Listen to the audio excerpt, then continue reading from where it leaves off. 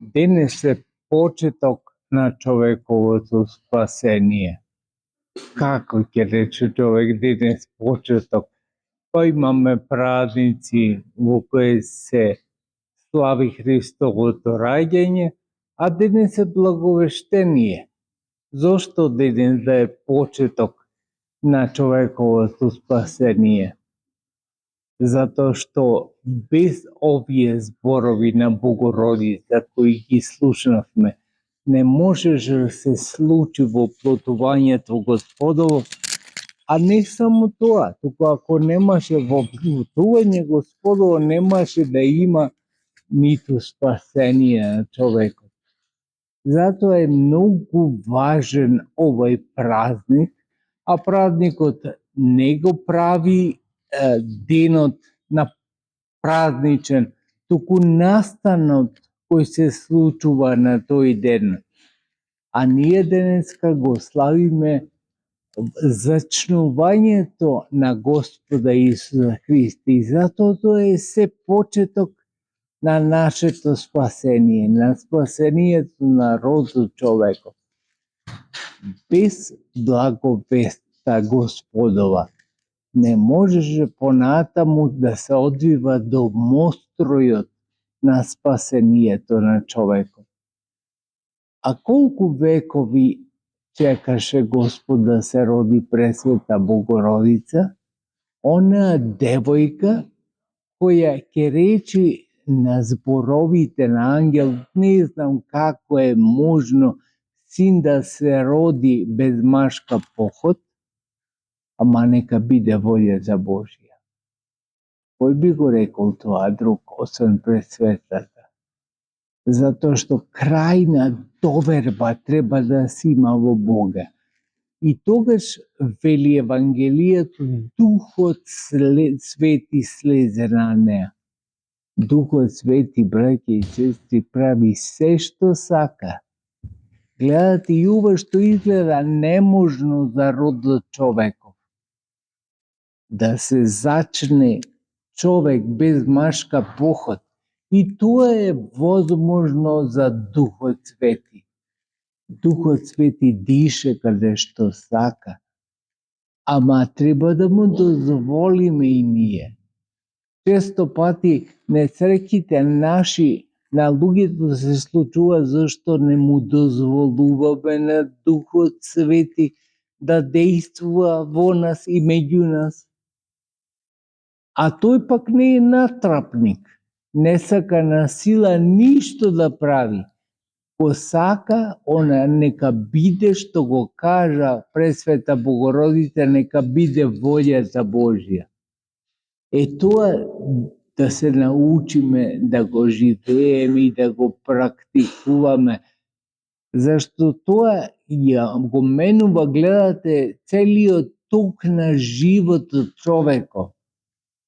А камоли на поединецот. Тоа значи камоли нашиот живот како поединци, колку би го сменило. Ако ние се научиме да ја почитуваме волјата Божја, да ја ставаме во преден план, да ја ставаме пред се волјата Божја. После ние сакаме нешто, па дали е тоа добро, дали не е, друг ќе испитуваме. Има време. Ама важно е да се согласиме на волјата Божја. И тогаш кога ни е тешко, и тогаш кога ни е лесно. И тогаш кога е невозможно, и тогаш кога не можеме да разбереме како може да се случи. А за тоа пример ја имаме Пресвета Богородица, да не разбра како е возможно да се роди дете од без машка утроба, без машка поход. Меѓутоа му рече на ангелот нека биде волјата Божја. Што значи јас не разбирам како е тоа можно. Ама не е битно што не разбирам. Нека толку имам доверба со други зборови во волјата Божја, нека се случи тоа. Му благодарам многу со други зборови што ме праша, ама јас не знам што да му одговарам и затоа се му препуштам нему. Ако ние го живееме нашиот живот така, се да му препуштиме на Бога, тој да одлучува нашиот живот, се најдобро ќе ни се случува. Меѓутоа, често пати човек е егоист. Сака неговата волја да биде над Божијата волја. Ако сака така, тогаш ја сема и одговорноста за тоа. Господ нема да се меша во тоа што ќе одлучиме. Меѓутоа, не може нити да биде толку благонаклон и толков голем помошник колку би бил кога би ја спроведувале волјата негова.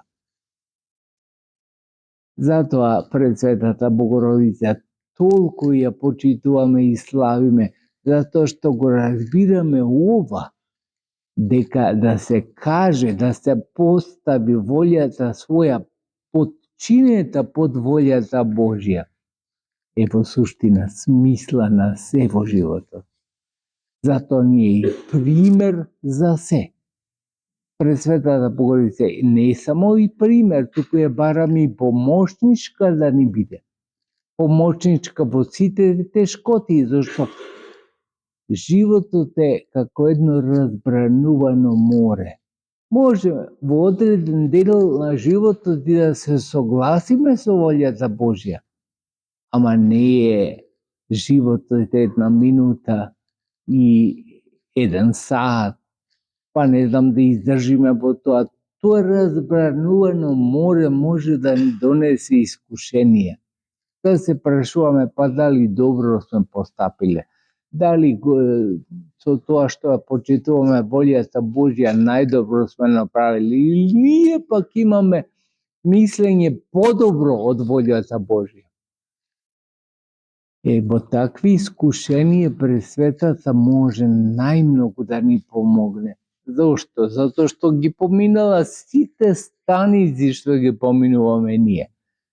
Често пати ние луѓето си мислиме дека први сме ние што нешто ни се случува и некоја станица ние ја поминуваме, а другите не ја поминувале и ние имаме најдобра одлука за тоа. Меѓутоа не е така. Затоа што Пресвета Богородица, прво, самиот живот неизин долговековен, го велам долговековен живот, затоа што таа не престанува да живее од тогаш кога живеела пред 2000 години. Нема смрт, браќи и сестри. Не признава животот смрт. Во суштина не затоа што после нас се обновува животот преку децата и преку наследниците. Не затоа, туку затоа што ние сме бесмртни битија. А тоа ни го направи толку овој почеток на нашето спасение, денешниот ден. Не удостои сите да го видиме спасението и да живееме како вечни битија. Не да живееме времено, не да живееме само еден сегмент од животот, туку да живееме бескрајно. Блажен е секако не човек кој може да го има сознанието за вечност уште во овој свет. Но и тој кој се колеба, е на колебливи нозе, по однос на тоа дали има живот вечен, дали ќе живееме сите живот вечен, во суштина го добива одговорот на денешниот празник. Денес е почеток на човековото спасение. Затоа толку го славиме и го сакаме овој празник, зашто без овој празник и другите празници немаше да постојат. Немаше да постои Великден. Ако не се зачнеше на денешен ден Христос, ако потоа не се родеше во овој свет, ако потоа не беше распнат, немаше ниту да воскресне. Значи, се е следователно, ма почеток на се е денешниот ден. Затоа Господ, браќи и сестри, нека ни даде милоста Божја да биде со нас. Нека ни даде утеха во сите овие денови во кои ни треба утеха, зашто благовештението е утеха за сите нас. Господ нека не чува, нека не храни и нека ни даде благодат во сите дни на нашиот живот. Амин.